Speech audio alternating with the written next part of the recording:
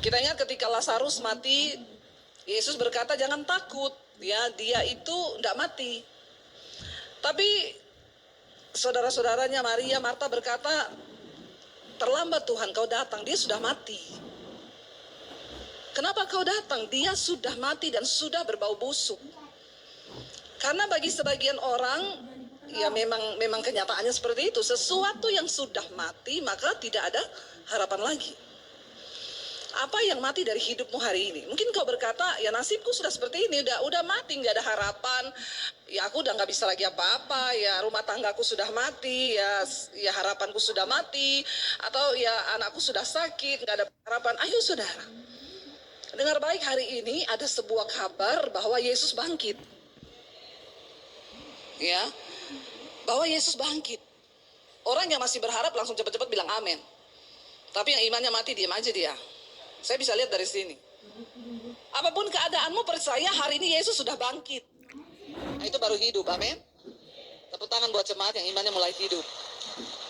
Jangan duduk di gereja tiap minggu tapi imanmu mati. Banyak orang begitu. Tiap minggu duduk di gereja tapi imannya mati. Dan kalau imanmu mati, nggak akan terjadi sesuatu atas hidupmu, saudara. Dengar baik, hari ini Tuhan Yesus bangkit. Kemarin Jumat Agung kita memperingati kematiannya. Dan ketika Yesus mati, semua orang bersorak, bahkan iblis juga tersenyum. Tapi iblis lupa bahwa ketika Yesus hidup, dia udah bilang sama murid-muridnya, aku akan diserahkan dan aku akan mati. Tapi belum selesai, hari yang ketiga aku akan. Makanya kalau dengar firman jangan setengah-setengah. Ya, cuma dengar mati, murid-murid nangis. Mereka lupa bahwa Yesus bilang hari yang ketiga dia akan bangkit. Dan banyak dari kita berhenti cuma sampai di mati tok. Ya sudah terlanjur. Ya saya sudah sakit, masa depanku sudah begini. Hello, jangan berhenti di situ. Karena bagi orang yang percaya bahwa Yesus bangkit, ada pengharapan yang baru, yang pasti di dalam Tuhan. Katakan amin, saudara. Kita lihat dulu Matius 27 ayat yang ke-62. Judul perikopnya, kubur Yesus dijaga. Matius 27 ayat 62, kubur Yesus dijaga. Keesokan harinya, sesudah hari persiapan, datanglah imam-imam kepala dan orang-orang Farisi bersama-sama menghadap Pilatus. Dan mereka berkata, Tuan, ya Tuan, kami ingat, ya, ayat 63, kami ingat bahwa si penyesat itu sewaktu hidupnya berkata, sesudah 3 hari aku akan bangkit.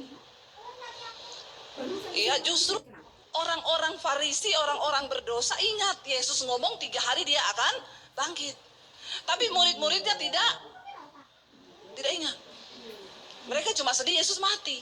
Tapi orang-orang itu ingat bahwa ya dia bilang waktu dia masih hidup, dia berkata bahwa dalam waktu 3 hari dia akan bangkit. Ingat pernyataan Yesus, aku akan merobohkan bait Allah ini, tapi dalam waktu 3 hari aku akan membangunnya kembali. Ini yang Yesus maksud. Dan Yesus berkata kepada murid-muridnya bahwa 3 hari dia akan bangkit. Itu tertulis di dalam Lukas 16 ayat 21, nanti sudah baca di rumah. Sejak waktu itu Yesus mulai menyatakan kepada murid-muridnya bahwa ia harus pergi ke Yerusalem dan menanggung banyak penderitaan dari pihak tua-tua, imam-imam kepala dan ahli-ahli Taurat. Lalu ia akan dibunuh dan dibangkitkan pada hari yang ketiga. Ya, dan mereka akan membunuh dia dan pada hari ketiga ia akan dibangkitkan. Maka hati murid-muridnya itu sedih ketika mendengar Yesus sudah ngomong. Ingat ya, Yesus bukan gak ngomong. Yesus ngomong, dia akan diserahkan, disiksa, dibunuh, tapi hari yang ketiga dia bangkit. Saudara, kita ini percaya Tuhan Yesus itu bukan dongeng loh. Saya kalau pergi ke Israel, saya tuh melihat, wow, ini bukit Golgota tempat Yesus disalib. Wow, ini rumah Imam Kayafas. Dan untuk membuktikan semua kebenaran itu diteliti oleh para arkeolog, melibatkan orang-orang pinter, orang-orang yang hebat. Ya, ada pohon zaitun di Taman Getsemani yang diperkirakan pohon itu berumur ya sejak zaman Tuhan Yesus 3.000 tahun. Mungkin orang dunia akan berkata, saya pun waktu itu tidak percaya. Saudara percaya ada pohon 3.000 tahun umurnya? Tapi saudara, akhirnya saya menjadi percaya, ya pohon zaitun itu sulit untuk mati. Kalau dia hidup di iklimnya, kalaupun sudah mati batangnya, ketika ada musim baru dia selalu keluar tunas baru. Waktu saya di Israel, saya tanya sama guide-nya, sorry ya, saya bukan orang yang mudah percaya, walaupun saya Kristen, saya percaya Yesus, tapi saya nggak gampang percaya. Masa ada pohon 3.000 tahun tuh apa yang bisa membuktikan? Karena kita ini akan ngomong ke seluruh dunia, ya, dan di dunia ini bukan hanya orang bodoh, banyak orang pinter. Lalu dia bilang sama saya gini, Bu, tidak bisa sembarangan untuk mengatakan pohon ini 3.000 tahun dari zaman Tuhan Yesus itu tidak bisa sembarangan. Karena di sekeliling kita itu ada ahli-ahli, ada para arkeolog, ada ahli peneliti di dunia ini, dan kita tidak mungkin bisa ngomong pohon ini dari zaman Yesus kalau tidak menurut penelitian. Saya tanya sama dia, penelitian apa yang bisa membuat orang yakin, para ilmuwan yakin bahwa pohon ini berasal dari 3.000 tahun yang lalu? Dia berkata, Bu, untuk bisa menyatakan sesuatu itu ribuan tahun, dan para ilmuwan bisa menentukan ini dari tahun berapa, ya ditemukan fosil, oh ini sudah 3.000 tahun yang lalu, atau ini 200 tahun lalu, dari mana? Ada sejenis karbon yang namanya karbon 14. Setiap penelitian yang didapat itu fosil, atau pohon, atau mayat, atau bangkai, atau harta karun, karbon itu dipakai oleh para ilmuwan untuk menentukan bahwa ini dari berapa ribu tahun lalu. Itu namanya karbon 14. Saya baru percaya. Dan Yesus itu, saudara, kalau saudara pergi ke Israel, kita akan melihat, oh iya ya benar. Kenapa saya selalu kalau bawa grup, saya masuk dari Yordania, itu dari Gunung Nebo. Sejarah Alkitab, Musa pertama kali dilihatkan Tuhan tanah perjanjian, dia itu masuk dari Nebo. Lalu dilihatkan di bawah itu Yeriko, itu adalah tanah perjanjian, tapi kamu nggak bisa masuk, kamu berhenti di sini aja. Jadi Alkitab itu nyata, sejarah fakta itu Alkitab benar-benar ada.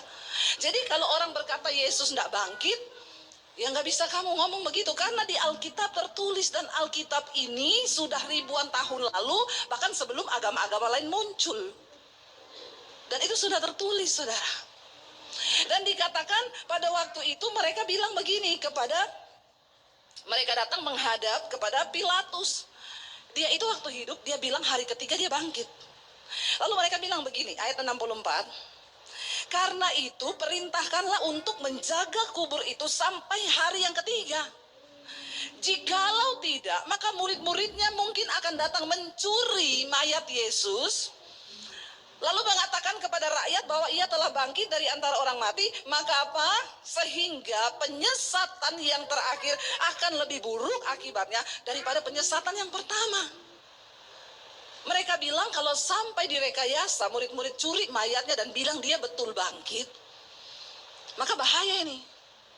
Berita tentang kebangkitan Kristus sangat menakutkan bagi mereka. Karena walaupun mereka sudah bunuh Yesus, kalau memang dia benar-benar bangkit, ini bahaya, saudara. Sampai akhirnya kubur Yesus dijaga, saudara. Dan Alkitab berkata, kita baca ayat yang berikutnya, dikatakan apa? Kata Pilatus kepada mereka, ini penjaga-penjaga bagimu, pergi dan jagalah kubur itu sebaik-baiknya. Ya, maka pergilah mereka dengan bantuan penjaga-penjaga itu. Mereka mematerai kubur itu dan menjaganya. Saudara perlu tahu dulu, kuburan zaman dulu itu bukan kayak kuburan zaman sekarang yang ditimbun pakai tanah. Di Israel zaman dulu orang kubur orang itu seperti di Toraja itu, saudara, di gua-gua. Ya, jadi Yesus itu kuburannya dikubur di satu gua, lalu ditutup pakai pintunya dari batu, didorong. Mayatnya itu ditidurkan di dalam gua itu. Ya, jadi ketika itu Yesus dijaga kuburnya, saudara, dengan tentara di depan, dengan harapan tidak ada muridnya yang datang untuk mencuri jenazahnya. Tapi kita lihat Matius 28, kebangkitan Yesus. Setelah hari Sabat lewat, menjelang menyingsingnya fajar pada hari pertama minggu itu, pergilah Maria Magdalena dan Maria yang lain menengok kubur itu. Maka terjadilah gempa bumi yang hebat, sebab seorang malaikat telah Tuhan turun, ya, dari langit dan datang ke batu itu dan menggulingkannya. Lalu ia duduk di atasnya. Jadi batunya itu terguling karena ada apa? Gempa bumi. Batunya guling, saudara. Wajahnya bagaikan kilat dan pakaiannya putih bagaikan salju. Dan penjaga-penjaga itu gentar ketakutan dan menjadi seperti orang mati. Jadi ada sejarah yang mencatat penjaga itu melihat peristiwa kebangkitan Kristus. Lalu dikatakan, ya akan tetapi malaikat itu berkata kepada perempuan-perempuan itu, janganlah kamu takut sebab aku tahu kamu mencari Yesus yang disalibkan itu. Ia tidak ada di sini sebab ia telah bangkit sama seperti yang telah dikatakannya. Mari lihatlah tempat ia berbaring. Ya, saya di Instagram ada angkat foto saya di depan kuburan Yesus ya. Yang memang diperkirakan ya itu cocok dengan tempatnya di mana Yesus disalib. Di samping itu Golgota, kita jalan sebentar ke samping, sesuai cerita Alkitab dikatakan ada sebuah taman di situ. Ya, dan taman ini ya dipercaya saudara ini dekat sekali dengan Golgota. Kita hanya jalan ya. Ini dikatakan ya Garden Tomb. Dulu ini adalah taman pemerasan anggur. Lalu seorang yang bernama Yusuf Arimatea, dia orang kaya, dia membeli ya taman itu untuk jadi kuburan keluarganya. Jadi dia siapin satu kuburan di situ untuk orang tuanya. Ya, lalu ketika Yesus itu sudah disalib di Bukit Tengkorak, Alkitab berkata Yusuf meminta izin untuk mengambil mayat Yesus dan dia taruh di kuburan keluarganya yang baru dia bangun. Orang dulu sebelum mati mereka menyiapkan kubur, ya. Jadi ini kuburannya itu dia simpan di situ. Ya, katanya guide saya di Israel bilang gini, ibu tahu, tapi ini nggak ada di Alkitab ya, cuma lelucon. Waktu Yusuf pulang, istrinya marah-marah. Kenapa sih kamu pinjamkan kuburan keluarga kita ya buat ngubur Yesus? Kata Yusuf begini, tenang, cuma 3 hari dipinjam. Ya, habis itu karena dia mau bangkit. Yusuf akhirnya dia kan menjadi murid Yesus, saudara. Dia tahu bahwa Yesus akan bangkit. Ya, jadi waktu istrinya marah-marah terus istrinya bilang, oh iya ya, jadi tenang, cuma 3 hari. Ya, pinjemin aja. Ini adalah kuburan keluarganya Yusuf sebenarnya. Ya, orang kaya, jadi makanya juga di Jakarta sekarang udah pada ikut-ikutan. Orang kaya mulai beli kubur, saudara. Ya, saya pernah melayat di Heaven itu di Jakarta, itu San Diego Hills ya. Banyak orang-orang kaya beli tanah di situ untuk kubur. Itu kayak taman. Masuk itu bukan kayak kuburan, saudara, seperti lagi healing. Ya, rumputnya hijau, pohon-pohon, tanaman bagus. Lalu ada ibu yang bilang sama saya gini, saya sudah beli bu di sini 5 karena kami sekeluarga 5. Oh berapa bu? Sekian miliar. Oh jadi ibu sudah beli 5. Saya tanya kapan masuknya bu? Kaget dia saudara. Ya aduh ibu jangan bilang begitu dong. Oh biasa orang kalau sudah siap-siap lubangnya siap masuk juga. Nah ibu ngapain beli kalau belum siap masuk? Ya, mending tuh duit dipakai untuk penginjilan, ya, bangun gereja kecil di desa, topang pelayanan penginjilan. Ngapain lu beli kubur? Saya tanya kapan mati? Belum tahu. Malah takut. Jadi kapan masuk, Bu? Ya ampun ibu, jangan dong, tolak dalam nama Yesus. Lah kenapa kau sudah beli lubang? Miliar saudara. Ya kenapa? Karena di kubur itu katanya, ya kalau kuburnya bagus kan seperti di sorga toh. Padahal yang menentukan kau ke sorga itu bukan kuburan. Biar kau mau dikubur di San Diego Hills, di mana-mana yang kelihatannya bagus, kalau hidupmu waktu kau hidup di dunia, kau tidak bangkit bersama Kristus, maka percuma. Nah hari ini, kita tahu nih, Yesus Alkitab mencatat, walaupun mereka berusaha menjaga makam Yesus, tapi Alkitab juga mencatat dia bangkit. Nah sekarang kita harus tahu nih, Yesus itu bangkit untuk apa saudara? Ya, jangan sampai kita juga menjadi Kristen, tapi kita nggak tahu. Ya, buat apa tuh Yesus itu bangkit? Lalu kita ini cuma jadi orang yang hidupnya ya begitu-begitu saja, saudara. Kita Kristen, tapi kita nggak pernah ngalami kuasa kebangkitan Kristus. Ada orang, saudara, puluhan tahun hidupnya nggak berubah. Nasibnya juga nggak berubah. Saudara mau seperti itu? Saya nggak mau, saudara. Karena Tuhan itu punya rencana yang besar bagi hidup kita, amin. Harus sungguh-sungguh memiliki juga kuasa Paskah itu dalam hidup kita. Jangan cuma tiap tahun rayakan Jumat Agung Paskah, tapi hidup kita nih gini-gini terus. Duduk di kursi begitu terus, nggak pernah ada perubahan.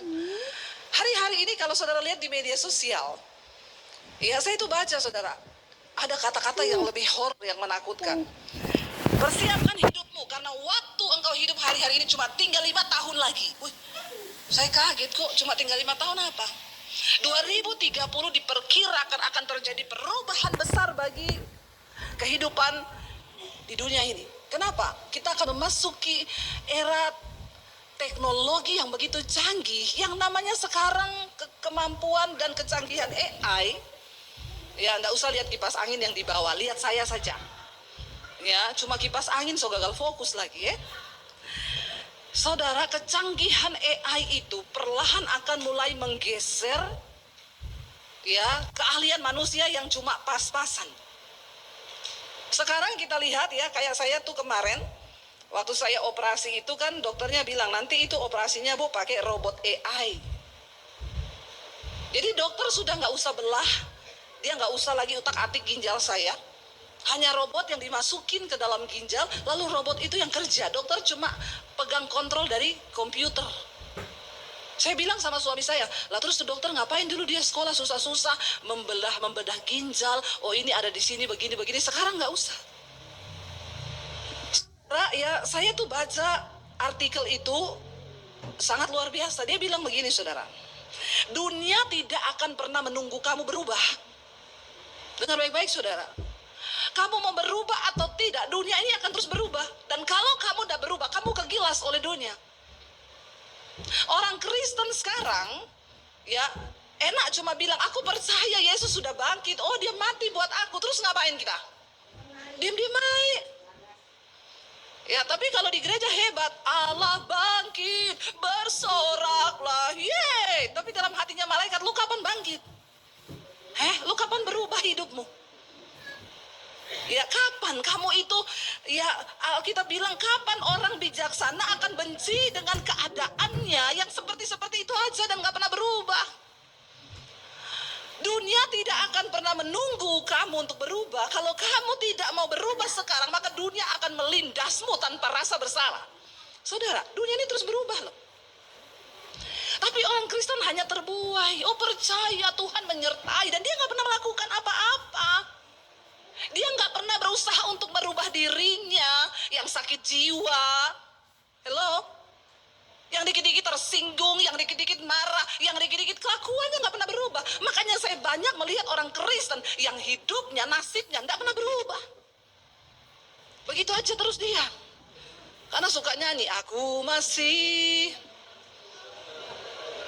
Nah itu dia. Nyanyinya itu terus. Aku masih seperti yang dulu. Dengar baik saudara. Ya, kalau pegang handphone di tanganmu, jangan kau pakai itu handphone untuk hal-hal yang tidak berguna. Naikkan pengetahuanmu. Jangan cuma sibuk tiktokan terus, tapi tingkatkan pengetahuanmu supaya kau nggak juga mudah tertipu dengan dunia ini. Nanti ada pendeta muncul sepertinya sakti. Saudara, saya melihat tahun ini emas akan naik. Terus saudara bilang, benar ya itu pendeta ngomong, itu berita sudah dari 6, 7, 10 tahun lalu. Cuma itu pendeta dia baca pengetahuan, lalu dia nubuatkan, dan orang Kristen yang tidak mengerti zaman bilang, luar biasa loh, nubuatannya terjadi. Dari 10 tahun lalu saya sudah tahu emas itu akan naik. Makanya saya kalau ada duit, saya cicil emas sedikit-sedikit. Karena emas Jawa Daniel ini tidak naik harganya. Walaupun berat badannya naik terus timbangannya. Ya, tapi dia bukan emas murni. Dengar baik-baik saudara. Hari-hari ini bangun dari tidurmu.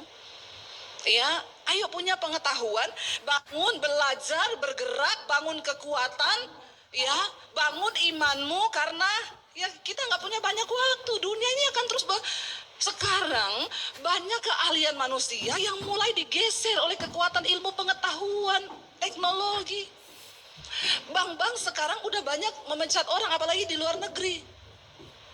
Mereka cuma pakai komputer yang lebih pinter, lebih nurut.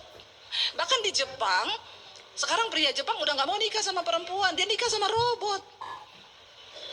Ada pria Jepang 5 kali cerai, terakhir dia nikah sama robot langgeng. Dia ditanya, kenapa kau kawin sama robot? Karena robot tidak cerewet, tidak mata duitan. Ya, robot itu nggak emosian. Jadi saya nikah sama robot. Robot sekarang diciptakan bisa memuaskan kebutuhan biologis manusia. Makin gila dunia ini. Saya cuma bilang gini, belum aja kau ya lagi berhubungan sama robot, robotnya korslet, mati kau kesetrum. Tapi ini dunia yang kita hidupi sekarang ini begini, saudara. Kalau engkau tidak memilih untuk berubah hari ini, maka kegilas kita. Ya, pendeta nggak belajar, pendeta nggak mau bekerja, nggak mau maksimalkan kekuatanmu, nggak mau maksimalkan potensimu, kau diam aja. Apalagi generasi muda sekarang cuma kebanyakan di depan handphone, scroll tiap hari. Ini setan sedang bekerja luar biasa. Yesus sudah bangkit, tapi kita juga harus bangkit. Jangan diam aja. Waktu ini, hari-hari ini tidak terlihat, tapi berjalan semakin cepat. Saya baca, kenapa sekarang prediksi tentang 2030 begitu gencar?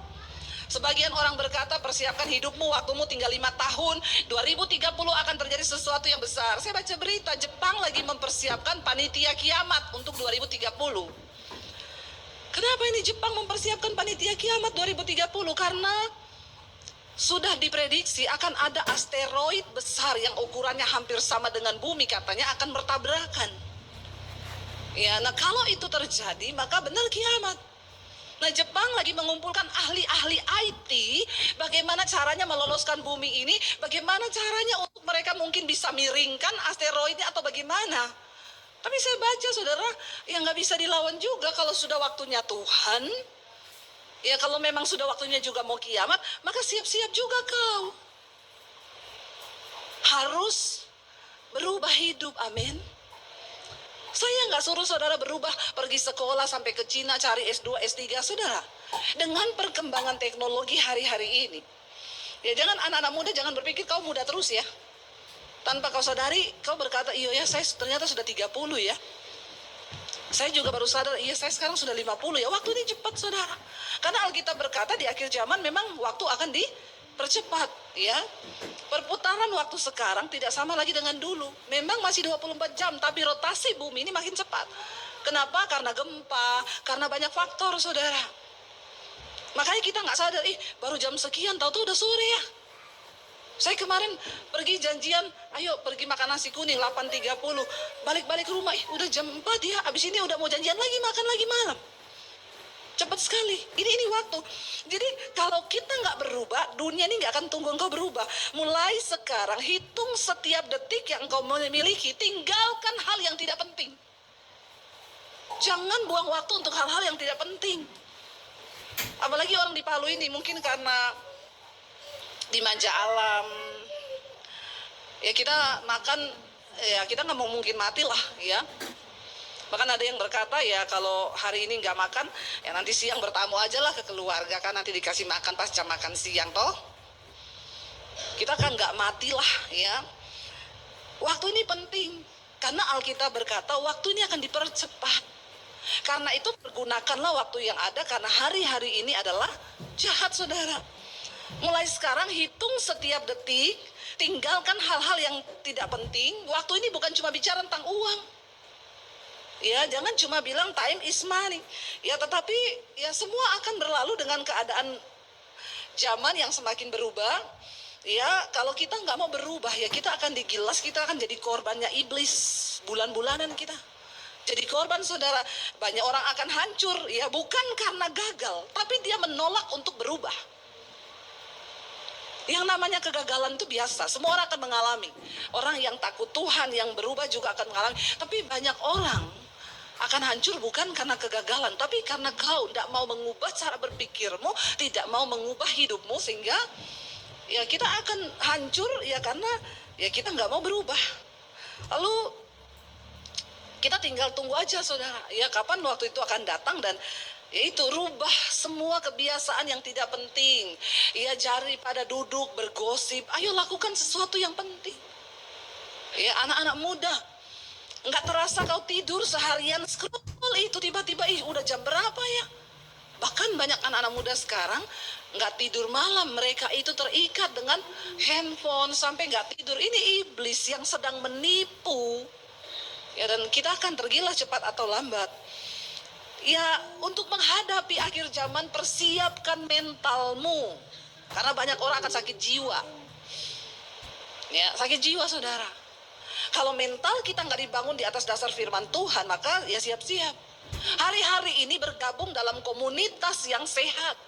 Ya, berkumpul dalam komunitas yang benar. Gereja harus menjadi tempat komunitas yang benar. Tapi sekarang banyak juga yang gagal. Ya, justru di gereja banyak persinahan. Gereja banyak kemabukan, banyak hal-hal yang tidak benar. Ayo kita kembalikan kepada posisi awal dari Tuhan itu menciptakan kita sebagai orang Kristen, dipanggil untuk kita ini bisa menjadi berkat dan teladan. Hari-hari ini jangan cuma sibuk jaga badan. Jangan cuma sibuk hal-hal yang cari validasi, cari pengakuan manusia. Nggak terlalu penting penilaian orang terhadap kita, saudara. Jangan cuma sibuk jadi orang yang cari validasi, yang butuh pencitraan, ya. Ayo, yang engkau butuhkan itu adalah menjadi kuat di akhir zaman ini. Saya nggak terlalu peduli sekarang orang menilai saya seperti apa. Yang saya peduli, membangun seberapa besar kekuatan iman saya, seberapa besar kekuatan energi yang saya miliki untuk saya bisa bertahan di akhir zaman ini, saudara. Saya cuma mau sampaikan ini hal yang benar loh. Kenapa? Karena dengan perubahan zaman, maaf ya, nanti satu saat kampus hanya akan jadi museum. Ijazah cuma akan menjadi sebuah simbol, bukan lagi bukti. Sekarang semua beralih. Sekarang di rumah kalau di Jakarta, sertifikatnya sudah sertifikat. Kita nggak pegang lagi barangnya. Semua hanya tinggal angka. Kita punya uang banyak pun cuma angka. Kita nggak mungkin simpan uang puluhan miliar di rumah, ditaruh di bank. Ya, makanya ada orang yang bilang, saya nggak taruh uang di bank, Bu. Kenapa? Karena taruh uang di bank itu nggak aman juga lah. Terus kamu taruh di mana? Di pikiran saja. Jadi saldo saya tuh nggak pernah berkurang karena saya taruh di pikiran terus. Lah kalau hilang gimana? Tinggal mikir lagi. Saya pikir-pikir benar juga ya. Sekarang orang yang punya uang banyak bingung. Ya. Dengan semua perubahan yang terjadi, bagaimana nih Bu? Saya uang di bank, saya takut. Ya udah benar, saya akan jawab sekarang, simpan di pikiran saja Pak, ya. Karena toh memang semua juga cuma angka. Kita punya duit di bank cuma angka, yang kita lihat tulisannya ya 20 miliar, 10, 100 miliar kan cuma angka. Barangnya mana? Kagak ada. Dengan perkembangan dunia di akhir zaman, saudara, ijazah cuma akan jadi simbol. Ya, dunia nggak butuh lagi hal-hal yang seperti itu. Ya, dan bagaimana kita bisa hari-hari ini bertahan di akhir zaman? Saya mau kasih solusi sama saudara. Roma pasal yang ke-6. Kita kembali ke firman Tuhan. Karena tidak ada cukup teori dari dunia yang bisa membuat kita kuat bertahan di akhir zaman, selain daripada firman Tuhan. Apa makna Paskah hari ini, saudara? Roma pasal 6. Kalau saudara baca di sana judul perikopnya, mati dan bangkit dengan Kristus. Paskah itu kita mati dan bangkit bersama Kristus. Ya. Ayat yang pertama, jika demikian apakah yang hendak kita katakan? Bolehkah kita bertekun dalam dosa supaya semakin bertambah kasih karunia itu? Sekali-kali tidak. Bukankah kita telah mati bagi dosa? Bagaimana kita masih dapat hidup lagi di dalamnya? Atau tidak tahukah kamu bahwa kita semua yang telah dibaptis dalam Kristus, telah dibaptis dalam kematiannya? Dengan demikian kita telah dikuburkan bersama-sama dengan Dia oleh baptisan dalam kematian, supaya sama saudara? Sama seperti Kristus telah dibangkitkan dari antara orang mati oleh kemuliaan Bapa, demikian juga kita akan hidup di dalam hidup yang baru. Ini yang saya sebut tadi, ayo berubah. Jangan nyanyi terus, aku masih seperti yang dulu. Tuh ada di rumah sakit jiwa, tes untuk orang-orang gila. Ini sudah sehat apa belum ya? Suruh nyanyi. Yang lain nyanyi lagunya bagus-bagus. Ku masih seperti yang... Oh, ini tuh kurung dulu, masih gila. Kalau kau nggak berubah, gila kau, gila. Yesus sudah mati bagi kita dan bangkit. Dia bangkit. Jadi kita saudara, kita tahu bahwa kita semua yang menerima Kristus, menerima baptisan dalam Dia, kita juga telah dibaptis dalam kematiannya. Dengan demikian kita sudah dikuburkan bersama-sama dengan Kristus oleh baptisan dalam kematian, supaya sama seperti Kristus dibangkitkan dari antara orang mati oleh kemuliaan Bapa, demikian juga kita akan hidup dalam hidup yang baru. Dan kalau Alkitab yang berkata hidup yang baru, itu bukan bajumu yang baru, bukan. Maka semuanya akan dibaharui oleh Tuhan. Waktu kau sungguh-sungguh menghidupi kematian Kristus, dosa yang saya kemarin sampaikan memisahkan kita dengan Tuhan. Orang yang hidup dalam dosa, hidupnya terpisah dari Tuhan. Nah, kalau kita terpisah dari Tuhan, apa yang kita mau dapat dari Tuhan? Makanya tinggalkan dosa. Baru setelah itu kita mulai masuk dalam hidup yang baru bersama dengan Kristus.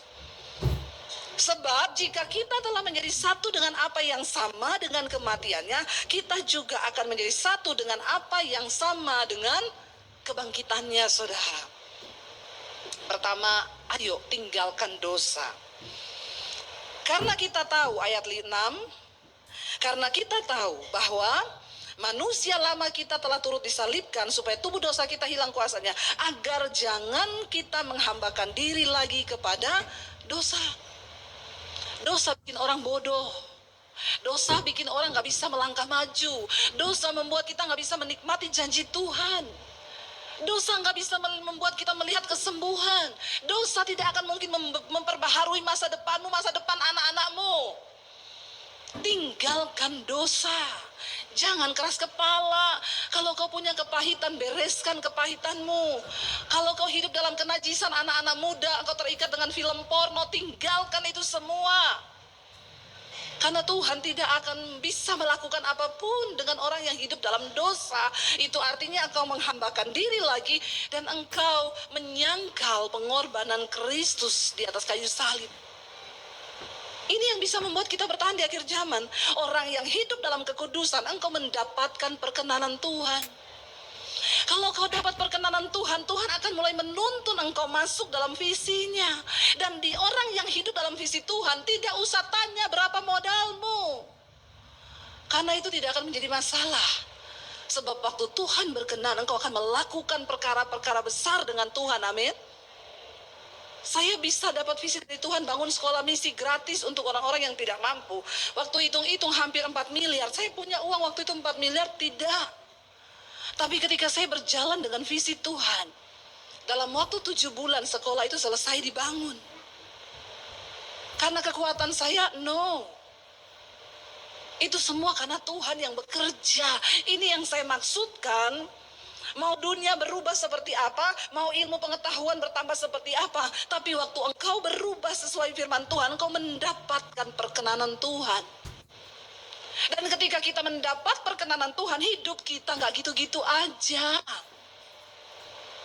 Hidup kita berubah, ada hal-hal baru yang akan Tuhan beri. Ya, saya melihat ketika saya mulai bergerak bersama Tuhan, ada begitu banyak kepercayaan baru yang Tuhan buka. Hal-hal yang gak masuk akal. Hal-hal yang kita gak bisa pahami. Dan saya selalu gambarkan berjalan bersama Tuhan memang untuk berubah. Saya selalu gambarkan gini, orang yang menerima Yesus dan dia mulai masuk dalam kematian Kristus dan kebangkitannya, itu hidup kita kayak roket tuh loh, saudara. Mau ditembakkan ke atas luar angkasa, itu roket harus powerful, seluruh kekuatan dia kerahkan. Bahkan banyak yang tidak kuat, akhirnya meledak di udara. Tapi ketika roket itu berhasil menembus atmosfer bumi, gaya gravitasi bumi itu harus dilawan oleh roket itu. Kenapa? Karena gaya gravitasi bumi itu berusaha menjatuhkan roket itu ke bawah. Dunia ini sedang berusaha menjatuhkan imanmu dengan seluruh kekuatannya. Kenapa saya bilang kita harus berubah? Karena dengan kekuatanmu sendiri kau hancur digilas oleh dunia, saudara. Tapi waktu engkau berjalan bersama Tuhan, Waktu kau dapat kenanan Tuhan, itu yang menjadi sumber kekuatan kita. Kita terus naik. Tapi kekuatan Tuhan, waktu kau menembus perkenanan Tuhan, roket itu ketika dia tembus atmosfer bumi, dia nggak perlu power lagi, dia tinggal melayang, mengorbit, melakukan semua tugas yang dipercayakan. Saya merasakan bagaimana saudara waktu kita dapat perkenanan Tuhan itu, wow. Banyak hal-hal baru, banyak kemudahan-kemudahan yang Tuhan beri. Banyak anugerah, banyak keajaiban, dan orang yang dikenan Tuhan tuh Tuhan bilang apa? Apapun yang diinginkan hatinya itu dikasih sama Tuhan. Dia Tuhan yang hidup. Tapi dia juga mau kita mati bersama dengan dia. Abaikan sakit hatimu, lepaskan pengampunan. Abaikan semua penderitaanmu, anak-anak muda. Kemarin disampaikan, dalam pergumulan kita melawan dosa, kita nih belum mencucurkan darah. Karena itu ayo sungguh-sungguh dengan Tuhan. Ayo masuk dalam dimensi yang baru. Dan kita akan terhubung dengan Tuhan. Kematian Kristus, kebangkitan Kristus membuat hubungan kita dengan Allah itu pulih. Dan waktu engkau terhubung dengan Tuhan, engkau melihat perkara besar Tuhan kerjakan. Kita bangkit berdiri bersama, kita mau katakan, ku terhubung denganmu Tuhan.